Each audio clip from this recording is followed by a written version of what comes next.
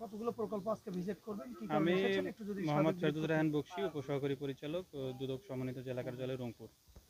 দুর্নীতি দমন কমিশন প্রধান কার্যালয় ঢাকার নির্দেশনার প্রেক্ষিতে আজকে 3 সদস্যের একটি এনফোর্সমেন্ট টিম দুদক রংপুরের সমন্বয়ে আমরা অভিযান পরিচালনা করছি।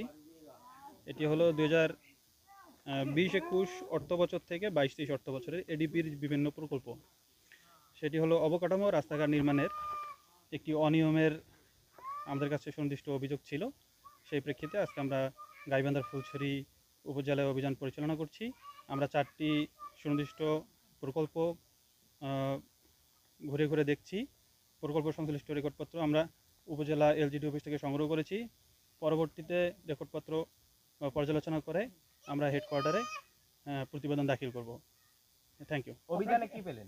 আর অভিযানে এখন পর্যন্ত আমরা 2টি প্রকল্প দেখেছি। স্থানীয় জনগণের সাথে আমরা কথা বলেছি। তাদের কথা মতো যে এখানে কোনো সরকারি অনুদান তারা পায়নি, প্রকল্পগুলো তাদের ব্যক্তিগত অর্থায়নে সম্পাদিত হয়েছে। এগুলো আমরা পুনরায় যাচাই বাছাই করব, কারণ শুধু বক্তব্যের আলোকে তো আসলে রিপোর্ট দেওয়া যাবে না। প্রকল্প বাস্তবায়ন যারা করেছে তাদেরও বক্তব্য নিতে হবে এবং সংশ্লিষ্ট রেকর্ডপত্র পর্যালোচনা করতে হবে। পর্যালোচনা করে আমরা রিপোর্ট জমা দিব। ধন্যবাদ। কিন্তু সরেজমিনে তো দেখলাম আমরা যেখানে পাঠাগার হওয়ার কথা সেখানে তো ধান নেড়ে দেওয়া আছে। আচ্ছা, এগুলো স্থানীয় জনগণ তো অনেকে অনেক কিছুই বলবে, তবুও আমরা চেষ্টা করছি যে অ্যাকুরেট যে তথ্যটা সেটা সংগ্রহ করা এবং যারা প্রকল্পগুলো বাস্তবায়ন করেছে তাদের যে কাগজপত্র আছে এবং সরজমিনে দরকার হলে পুনরায় আবার অনুসন্ধানকালে এসে আমরা ডিটেলস এগুলো আবার দেখে যাব। জি, ধন্যবাদ। আমার নাম মোহাম্মদ ফেরদৌস রায়হান বকশী। আমি উপসহকারী পরিচালক হিসেবে রংপুরে কর্মরত হয়েছি। ধন্যবাদ।